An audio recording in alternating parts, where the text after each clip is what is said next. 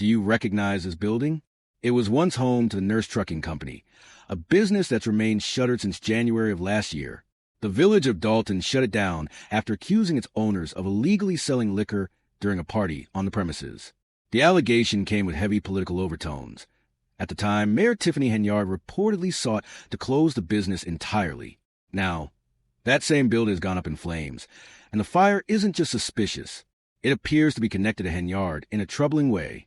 The moment the building erupted into flames felt almost staged, eerily cinematic. Flames burst from the windows in perfect, terrifying symmetry.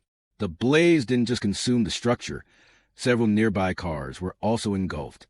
Some have criticized the fire department's response, but this was exactly the kind of chaos firefighters regularly walk into, risking their lives with no warning. We've now obtained dramatic footage showing the exact moment the fire exploded, an inferno with near-perfect precision. But what's even more alarming is what this building was hiding, and who was tied to it. In December, just months before the fire, WGN Investigates revealed that the property had been raided by the Illinois Secretary of State Police. Of 50 vehicles parked at the site, 10 were confirmed stolen.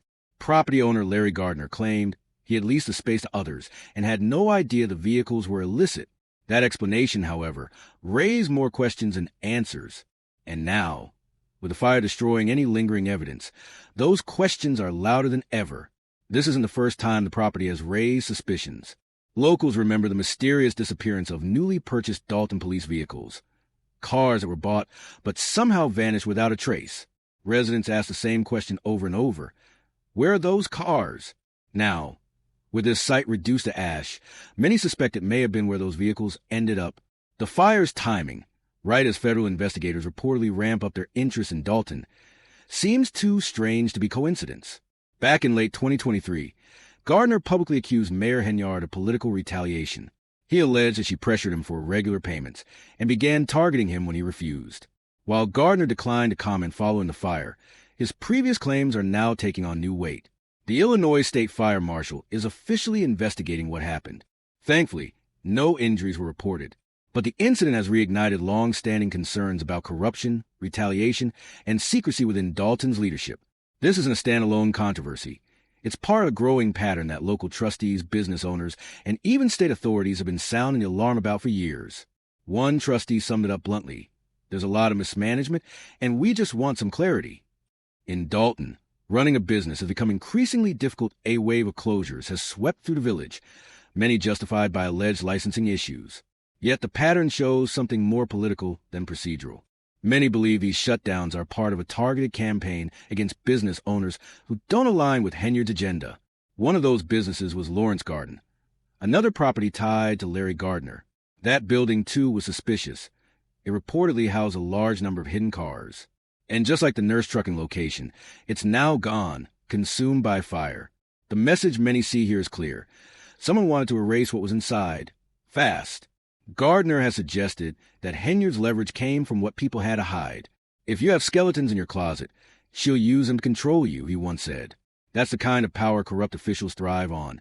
Not merit, but manipulation. According to Gardner, everything changed when he stopped paying.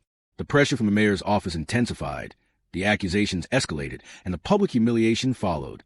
The original shutdown of the Nurse Trucking site was steeped in drama. After being accused of hosting an illegal liquor party, Gardner denied the charge, and a judge later ruled in his favor. But Henyard didn't stop. She raided the property again, claiming it was operating as an unlicensed nightclub under the guise of a candy store.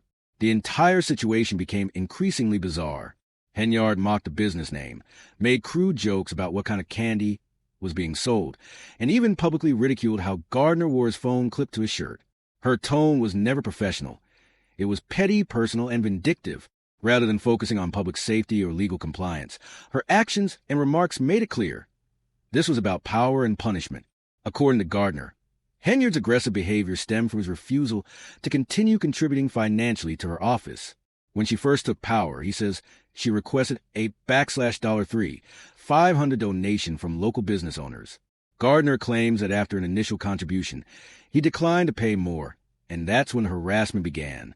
Though the FBI has not confirmed an investigation publicly, Gardner insists he's been in contact with multiple federal agencies for months. He says he's been sharing detailed information about Henyard's behavior, and according to him, The federal interest in Dolton is wider than the public knows. While the media focuses on surface-level scandals, Gardner believes a much deeper probe is underway, one that could expose systemic corruption at the village's highest levels. If his claims are true, this fire may have been more than arson. It may have been a desperate attempt to destroy evidence in the face of federal scrutiny. What began as a conflict over liquor licenses and political donations now appears to be unraveling into something far more serious. Allegations of corruption, theft, retaliation, and now possible obstruction through fire are converging into what could become a full-blown federal investigation. The building may be gone, but the suspicions are burning hotter than ever. For Dolton residents, the question is no longer whether something is wrong. It's how far this goes, and whether anyone will finally be held accountable. It's always something with Mayor Tiffany Henyard. This time, the flames are literal. The building that just went up in smoke? It was a vet trucking and warehouse, a long-standing Dolton business known for U-Haul rentals, moving services, trailers, and towing equipment, until Tuesday morning. Now it's a hollowed-out husk, a charred reminder that in Dolton, nothing is off-limits, nothing is safe, and increasingly, nothing makes sense. What's more disturbing? This suspicious fire is only the latest chapter in a string of controversies circling Mayor Henyard, and it might be the one that finally sticks. This isn't just gossip anymore. It's criminal. Just days before this fire, the Illinois Attorney General's office sent a cease and desist letter to Tiffany Henyard Cares, the mayor's personal charity, for failing to disclose where its money has gone or who it's helped. That's not a paperwork issue. That's a serious violation. Exactly the type that gets the attention of state law enforcement at the highest level. And yet, despite the red flags piling up, a spokesperson for Henyard in the village of Dolton said they were unaware of any investigations. Their statement? Mayor Tiffany Henyard in the village of Dolton have not received any subpoenas and have not been contacted by the FBI or any other law enforcement agency. Okay, but let's break that down. They haven't contacted you, Tiffany, because they're busy contacting everyone else about you. That's how these investigations work. They don't tip off the subject until they've gathered all the evidence. They move in silence until it's time to make noise.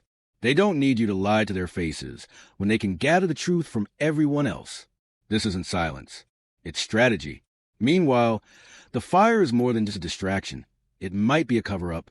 The state fire marshal has launched an investigation into what is now being considered a possible arson. That's right. Asterisk, not asterisk accidental. Arson means a fire was set on purpose. That means someone committed a crime. Let's say it together. Suspicious. Suspicious. Or, as the internet would say, asterisk, asterisk, S-U-S, asterisk, asterisk. And Tiffany, girl, this one might be going on your growing list of alleged offenses. The building that burned down wasn't some rundown fire hazard.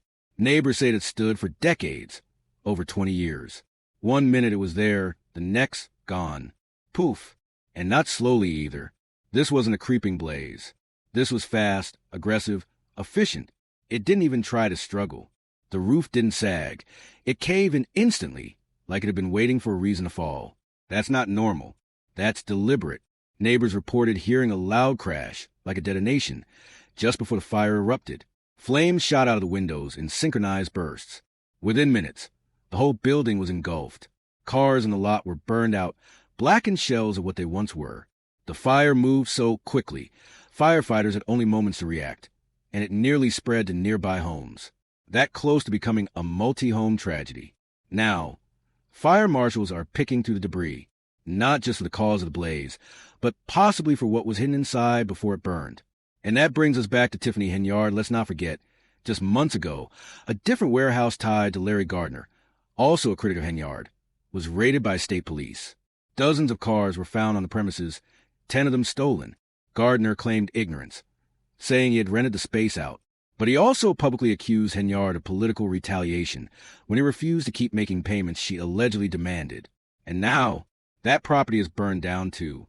Patterns are starting to emerge, and they're unsettling. When evidence surfaces or opposition builds, things around Henyard just catch fire, either metaphorically, like reputations, careers, and public trust, or literally, like this week. So let's talk possibilities. Could this building contain something damning? Records, vehicles, physical proof of wrongdoing? Could someone have decided that destroying the whole place was the best way to make sure whatever was inside never sees the light of day? That's the question on everyone's mind. And to be clear, we don't know if Tiffany Henyard is directly involved in this fire. But if she is, if even a single thread ties her to this, it's over. This wouldn't just be about charity mismanagement or harassment claims. This would be something darker, something criminal, something that could put an end to her tenure, and maybe even her freedom, because you can recover from political fallout. You can spin a bad headline, but you can't spin arson. Not when the state fire marshal is on the scene, not when federal authorities are already sniffing around. And yes, Gardner says he's been cooperating with federal agencies, multiple ones. In fact, he claims this isn't just the FBI. There are other departments watching too. Watching, waiting, collecting. And Tiffany, if he's telling the truth, they're already miles ahead of you. The most damning part? I'd believe almost anything negative someone tells me about her at this point. That's how deep this rabbit hole goes. That's how eroded the trust has become. So now the people are left with questions. Big ones. Why did this building burn so quickly? What was in there? Why does every road of scandal in Dolton seem to lead back to Tiffany Henyard? And why does everything this woman touches seem to go up in flames? That's not just suspicious. It's downright weird. So we wait. We stay patient. Because the fire may be out, but the smoke hasn't cleared. And Tiffany, if you're reading this, Mama loves you. Yes, she do. But girl, this is getting out of hand. Peace.